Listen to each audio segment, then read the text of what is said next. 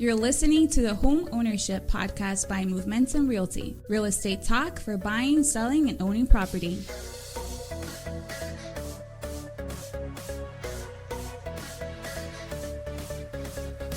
Hey guys, Sean Patrick Maloney here, broker owner of Momentum Realty, located in Hanover, Massachusetts.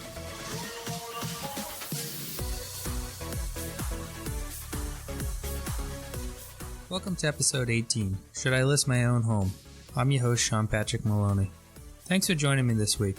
This is one of the most common topics in real estate. All the time, people who are going to sell their home, they're looking to make the most money possible, so they say to themselves, of course, I can just cut out the cost of agents and I can sell my home for the same price, and that way I'll make the most amount of money. I won't have to pay out the 5% commission. There's also a lot of misconceptions on the 5% commission, which we're just using the 5% number here today because in the state of Massachusetts, it's one of the most common percentages. I've seen as high as 7, I've seen as low as 2, but the reality is the average agent is charging around 5%, and that's typically what we charge here at the brokerage. So first and foremost, I just want to go over the generals of selling your own home. Selling your own home is not quite as easy as people make it out to be. A lot of people think that selling your own home just means you run up to the Home Depot or Lowe's, you grab a little sign, you bang it in the front yard, you run online, throw up a little posting on Zillow, maybe pay somebody for access to the MLS, and then you just wait and buyers show up. Reality is that this is actually a career, and there's a reason that they have real estate brokers and real estate agents. So let's go over the fine details, and I even will teach you guys how to properly do a for sale by owner if you have the guts to do it after listening to this podcast. So let's start out with how do you properly sell a home and what does it take to market it. So when you hire a real estate agent, you got to remember one of the things that we have is a network of people. That's one of the most powerful things we have as far as why you hire a real estate agent. Those of us in the industry constantly have both buyers and sellers reaching out to us and notifying us that they're interested in either buying or selling properties, which means that we're building up a database of clients, which means ultimately when you list with us, you have access to that database. That's one of the things that you're buying into. So, of course, yes, you have friends and family, but most likely you don't have quite the database that a real estate agent might have in order to sell your home. Next, you want to talk about the internet. So, yes, there's an option to call a brokerage that does entry-only data, which is when they put it on the MLS, but they don't actually service the listing. So an entry-only, you call the person, you set up the info, you put in all the information, photos and whatnot, and then they list your phone number, and that gives you access to the MLS. Yes, this is a step better than not being in the MLS, but in reality, it doesn't really do you too much because a lot of agents don't really like to work with for sale by owners unless they're offering compensation. At which point there, you're already at 2.5% or so, depending on what you're offering for compensation. And so we're down to a savings of 2.5% plus you doing the work. So when you go list only and you put it into there, if a lot of people try to say, okay, well, what I'm going to do is I'm going to do 2% or 1%. Now, yes, real estate agents are obliged to be ethical and moral, and there's a lot of state laws regarding properly showing homes. But let's be honest, do you wear your seatbelt? Do you follow the speed limit? Do you do other things like that? This is no different. There's tons of people breaking the rules every single day. So when you list a home at 2 or 1.5% instead of 2.5%, this already means out the gate you're going to get less showings. The other thing is the agent who buys into it knows that if they work with you as a for sale by owner, chances are they're going to have to take on both sides of the deal. So sometimes they avoid it. They also know that you may not be ready. You may not have the correct information together. You might not have the correct paperwork. And usually they know most for sale by owner homes go on the market for too much money. Because a lot of the people who tend to go for sale by owner are the people who think their house is worth more than any agent that they met with told them, and that way they can put it on for whatever they want. So it does seem to disrupt quite a bit of the sales. The next thing along the lines is you have Zillow and Trulier and Redfin and all these other websites. One of the things about using a real estate agent versus for sale by owner is you have access to all of them through what's called IDX. IDX is Internet Data Exchange. It's an availability that we have as agents where when we go and put our information into the MLS system, we give other websites permission to access that information and to update it through syndication. Syndication happens in the background of the website where the information that we put in is immediately transferred to these other websites and they fill it into the boxes on their website so that the same listing is on all websites. Usually with the MLS system, you're talking about literal hundreds of different shares, but the most important ones being Realtor.com, Trulia, Redfin, Zillow, Boston.com, other websites like that. A lot of people don't realize, but when you go for sale by owner, you're actually very limited. Each and every place that you put the home, you're paying another fee. So some of the websites are free, like I believe Zillow's website is free, but other ones are not free, and they actually cost quite a significant amount of money. So first, you're going to end up spending money there, and then you're also going to end up spending time. The other thing is, if say you have any changes, a price change or anything, because your listings are not syndicated, they won't all fix themselves. Us as a real estate agent, one advantage we get by the syndication in IDX is the fact that all we need to go is into our main platform and change the price, and it uniformly changes throughout all the websites. Which means if you're going to be for sale by owner, a little tip, write this one down if you're doing for sale by owner, write down every single website you're on, and make sure when you have any changes, you go back and change on every single one of those websites. Because if, say, you have a price change and you have a significant drop, you're going to want that to reflect the same thing across all the platforms, or you may have killed one of the platforms because it's not up to date with where your current price is. And also, people may call in asking a question that seems off basis, but it's because you haven't updated the entire internet, which that's a lot of work. I can tell you that a lot of the websites aren't very user-friendly. A lot of them take logins, and you have to sign up for accounts. Then the next thing you know, you're getting a lot of emails to your accounts. So that's kind of the internet thing. Obviously, we're just doing a brief once over here, so there's a lot more that goes into it. Other things that we have on our tools is called reverse prospecting, which is where every agent can list the clients that they have and give each other access to them on a blindside thing. We don't know who they are, but we can send out emails notifying them about a new listing. This is something you wouldn't have as a non-agent, as a seller that's doing a for sale by owner. So when you work in the for sale by owner, you wouldn't have access to other people's buyers. Yes, Zillow will send it out to the entire platform, as well as Redfin, and Trulia will do the same thing, but we actually get to reach out to those buyers and indicate to them, as well as we get to see who the broker is that has the client. So one of the things I do for my clients when we put a house up for sale is I send in standard mail as well as phone calls and in-person visits to all those agents that have people that are in the market for the property that I'm putting up for sale. So this is a place where you're probably missing that. And just a little tip again, write this one down. You're going for sale by owner. Like I promised at the beginning, I'm going to throw you a whole bunch of tips throughout this so that you can do the for sale by owner on your own. You want to drive around to every real estate brokerage and drop off invites to your open houses, so that way they actually show up. Truth is, a lot of agents are very focused on the exact clients they're working with, so by reaching out to them that way, you're going to get more people. So now back to it. The next thing you have is when most real estate agents take on a listing, they're more creative than just putting it onto the MLS system. A lot of times they will take the entire neighborhood, again, write this one down, take the entire neighborhood around the home and send out anywhere between 50 and 100 invite cards to the open houses, allowing the people to know. The reason why they'll do this is most likely people next door know family and friends that they would like to have live near them. They also may know people who just have interest, whether it be coworkers and other things like that know that they live in that area, that have said, if anything ever comes up for sale around you, let me know. So if you're going to do your for sale by owner, you want to go in, and this is another place where a real estate agent, we have it a little easier. We have public record. For you, I would say whitepages.com or people.com, which is PIPL.com, a lot of other different options. That's where you could go and look. But again, you're going to have to handwrite each and every one of those where we can pull lists and print labels and send them out in no time. The next thing you're going to do that we'd often do would be a mass mailer. So for us, we have a lot of tools and options to create mailers.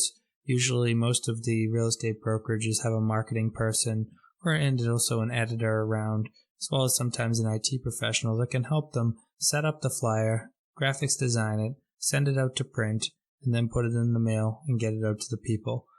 Depending on the listing, depending on the value, depending on the actual typical buyer for it, they're going to send those listing cards out throughout the mail, maybe a whole zip code, maybe a local area, depending on the type of marketing, possibly even more than one zip code. The best source for you, again, another little fact, is the U.S. Mail has one called EDDM, which is Every Door Direct Mailers, which I'm not even sure actually if this is available to consumers. I know we have a commercial account. I'm not sure if you could slide one in there and grab it, but it actually allows you to pick mail routes and send mail as low as 14.4 cents per send, which typically is 45 cents per spend at least. It might even be 50 cents on a stamp right now. I know every time I look at a stamp, it seems more expensive than the last time I looked at it. So again, this is a place where we're sending out quite a bit of info. So one of the things that I want to point out here is, as you notice, as I continue along, we're talking marketing people, we're talking IT professionals, we're talking web addresses, we're talking mail, we're talking cards. These all come at a cost. So those of you out there that are thinking of going FSBO or FSBO or for sale by owner all mean the same thing. You got to realize that, again, we're already talking if you're going to have a buyer's agent, you're paying 2.5. Now we're talking the cost of postcards. We're talking the cost of IT professionals. So you're quickly seeing that the number that you're working for is whittling down. So let's continue forward. The next thing that we're going to talk about is promotion of your own home when you're doing an open house. So when you're going to do an open house, typically in the real estate industry, a lot of us will put it up onto our MLS system, and through syndication, it'll go to on every website. So again, you're going to go back to that list that I gave you a little tidbit earlier. Make sure you write that list down. And each time you have an open house, you're going to list it on every single one of those. So that way there you make sure that all the crowds make it. Our syndication allows it to happen every time. But another place we also put it would be on Facebook.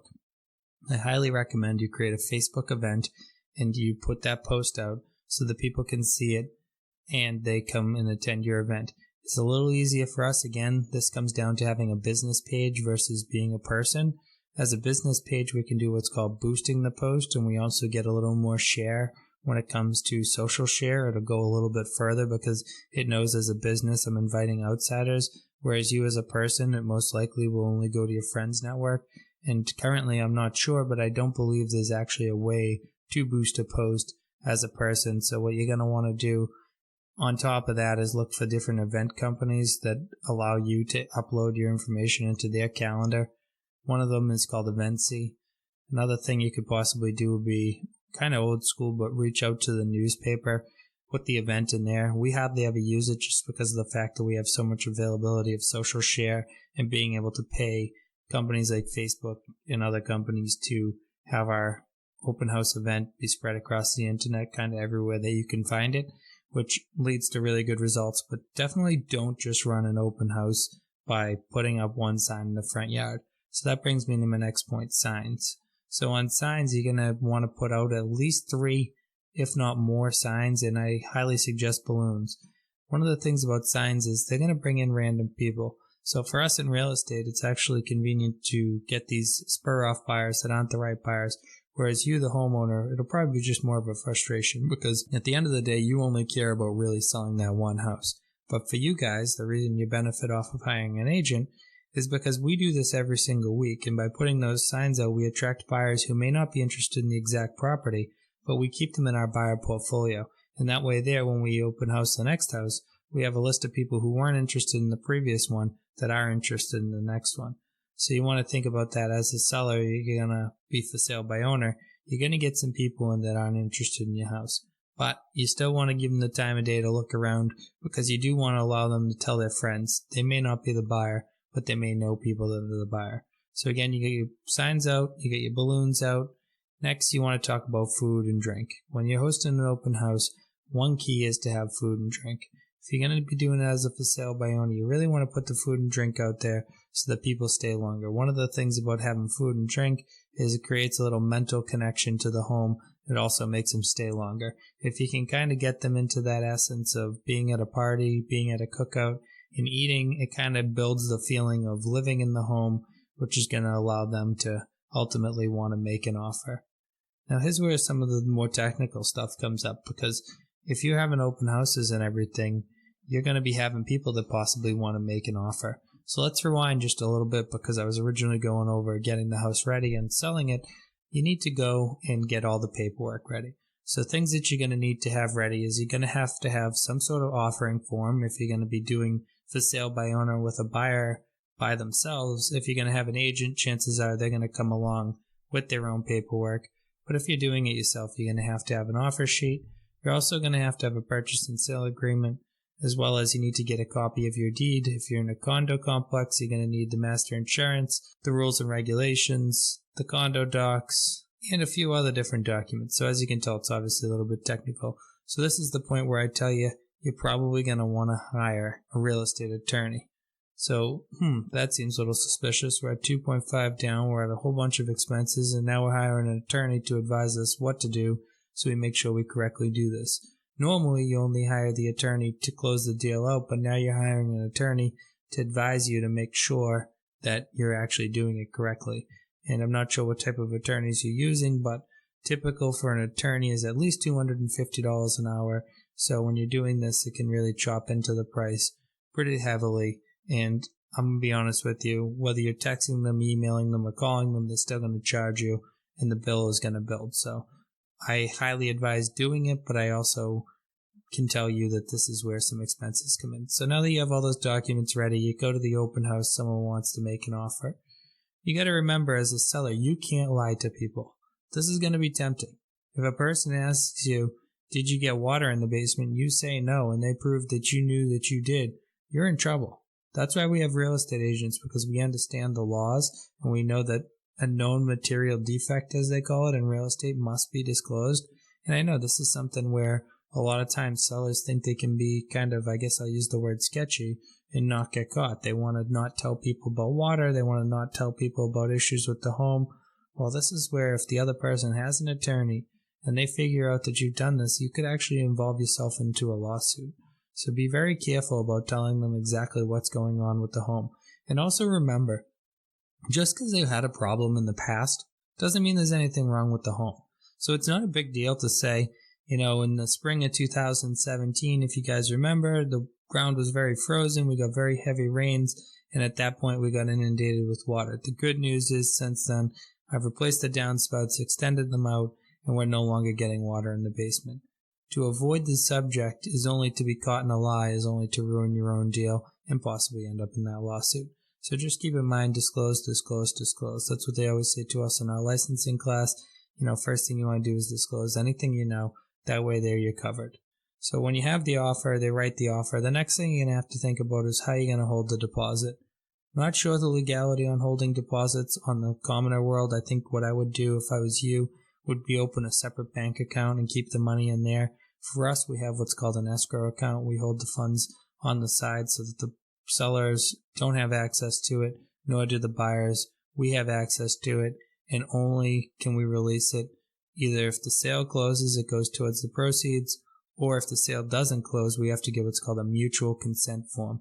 So again, if you're writing down how to do a FSBO, remember, if you get an offer, you accept an offer, and then it falls apart after home inspection, you really want to make sure you and the other party sign that the funds were released correctly. You can't just drop funds in either direction, and you certainly can't just keep the funds. If you plan on keeping the funds and they're telling you no, then you need to contact an arbitrator. An arbitrator is somebody who helps you argue it out. If you argue it out, can't figure it out, next step would be court.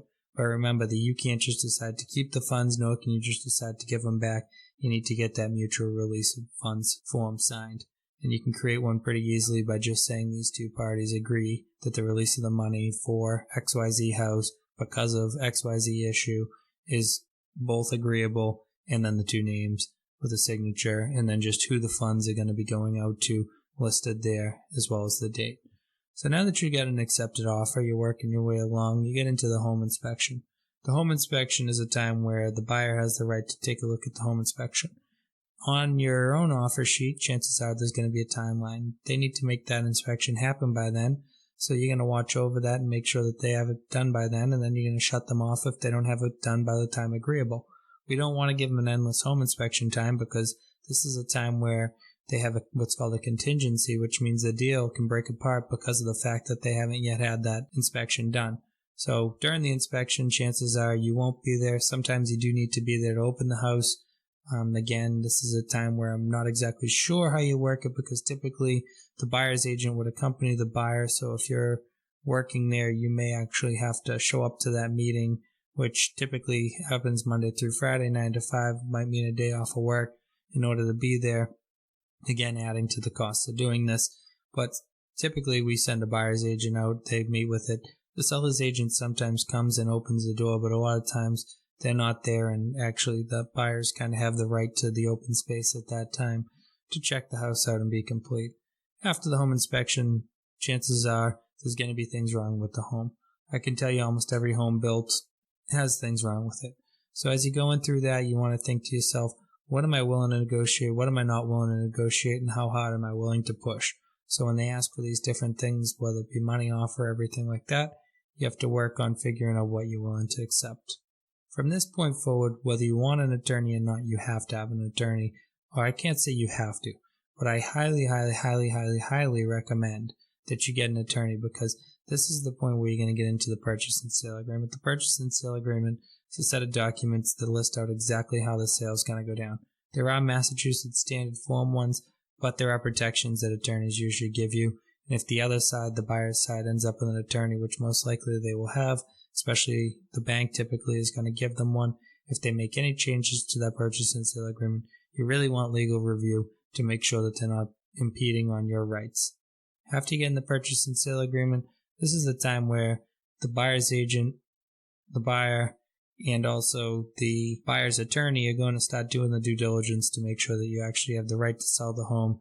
Everything from a title search to just making sure that the bank is ready and gets the commitment letter.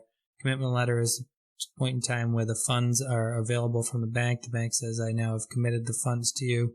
So that's another one that you just want to check in. You don't actually get to see it, but you just want to make sure that they have the commitment letter. This is also found on the offer sheet, the deadline date for the commitment letter. And again, these are things that we typically rely on the agent to just ensure happen. And normally if you're working with a real estate agent on selling your home, you just get a simple email saying, hey, your commitment letter is in and we're all good. Don't worry about anything. The sale is continuing forward. So after the commitment letter and everything, you have what's called final readings. Final readings are where you're going to call in for your oil bill, your electric bill, your wood, any of the different things that you have that are going to be transferred to the next owner. So that way there you have an amount to bill the next owner based on what you have. You also have what's called prepays, which are things like trash or taxes that you pay in advance, where you're paying like taxes most of the time it's quarterly. So depending on when you transfer, the other person's going to owe you money. This is something that either the closing attorney or your own personal attorney can help you when they're creating the closing disclosure, which the closing disclosure is a document where it shows all the different funds and where the funds are going. So when you're doing this, it's like a very important part of the process because you need to have those in 10 days in advance of the closing so that everything can happen on time. The other thing you're going to need to take care of is making sure that you have a smoke certificate. So the smoke certificate is a thing from the fire department saying that you have both fire and smoke detectors that are current within the last 10 years and are operational. In order to go to the closing and make it happen smoothly, you actually have to bring the original copy of that smoke certificate to the closing. As you can tell, this is getting pretty confusing, so you may end up having to listen to this episode quite a few times. And I didn't even go over if you have septic needing a Title V, or if you have betterments or easements, or any of the other mumbo-jumbo that happens in real estate, because if I told you all of it, we'd be talking for hours, and I think that you may not learn anything from the whole podcast and just get overwhelmed. So back to the subject, though. So you get the smoke certificate. That plus the original water bill, which was during your final readings, those both need to be present at the actual closing because, believe it or not, the town has right over a mortgage company. So an unpaid water bill is actually something that could make a foreclosure happen and the town take the property. Unpaid taxes, unpaid water bills actually supersede home loans. So they want to see that the house is clean of all liens and encumbrances, as they call them, which are just people that they owe money. Once they have that, you have your clear to close. Once you get the clear to close, you're going to go to the closing day. During the closing day, as long as you're using attorneys, it should be pretty smooth. As a seller, most of the time you really just need to bring your license and a pen. They might even have a pen there for you, but bring your hand and be ready to sign. When you go to the closing, you're going to do all that. Remember to bring the keys. Other things to think about when you're doing the closing is the day before the closing, you have a final walkthrough, sometimes even the day of the closing. That's where the buyers go through and check to make sure that you've done everything that you said you were going to do. If there's any repair orders, if there's any fixes. Also just making sure it's broom clean. State of Massachusetts is a broom clean state. So it's not like you need to thoroughly clean the place, but I highly recommend you do if you're an ethical or moral person. Typically people who are good people tend to leave the house in very good working order. They have the lawn cut and everything. So remember, during this FSBO, the sale by owner situation, don't just give up on your house once you have an accepted offer, because if anything happens that it blows apart, or if they don't like it at the final walkthrough, you might not have a deal closed. And if there's one thing I'll tell you being a real estate agent and real estate broker, no deal is done until it's done. And as a homeowner, I think that should be a lot more scary than to us, because to us it means we don't get a paycheck. To you it means back to the beginning, back to relisting your home, back to reselling your home, back to meeting with all these people, and back to saving even less money than you thought. Because again, you've heard all the different expenses that you're already going to incur by being your own agent. Now you need to do the whole entire process again. The good thing is when you pay a real estate agent, you already paid for that. No matter how many times they redo it, they don't get any more money. And I can be honest with you, it doesn't happen every time, but it's actually quite common. It's quite common for things to happen and for deals to break up. The good thing with agents being on your side is a lot of times they're there to catch the deal, to explain why it shouldn't fall apart, and to keep it alive, which works in your behalf. So last but not least, you went through the closing. You're going to bring all the keys, garage door openers, leave all the instruction manuals and different things. Usually kitchen counter, it's a good spot for all that. Bring 1 or 2 sets of keys, maybe a garage door opener. But otherwise, leave all the rest of the things like that. If there's any remote controls to any items, if there's anything else like that, you want to just leave those around. So the long and the short of it is, yes, it's possible to sell your home. Yes, it's plausible to sell your home. But no, it does not make sense to sell your own home. It will never make sense. The other thing that we didn't even go over, because I kind of find it to be a farce to just use this as the reason, but typically real estate agents get you more money for your home than you can imagine that you would get yourself. I know all the time that people want to list their homes for too much money, but I can tell you by properly pricing your home, you have a higher chance for selling more money than the list price. But by incorrectly pricing a home, you have a higher chance of selling your home for less money than it's worth. And by hiring an agent, you have the best chance of selling your home for the most money possible, smoothest transaction possible, as well as know that you got it done the legal way and the right way, and that you're not going to go through the whole entire process just to start again. If you're thinking of selling your home in Massachusetts and you're looking for professionals, Movementum Realty would be happy to align you with one of our agents. We've been doing this for the past 7 years now, very successfully, getting people over asking all the time, closing out many deals, and having every deal go through smoothly. If this sounds like something that aligns with your plan, feel free to reach out to me directly. Feel free to personal message me, direct message me, email, text, whatever works best for you. The other thing is, if you are planning on going for sale by owner and you just want someone to talk to, feel free to reach out to me. I'm always open and available to help somebody out. My phone number is 781-535-7505. Thanks for listening to the podcast this week. Make sure to follow us on the podcast, and we'll talk to you next week.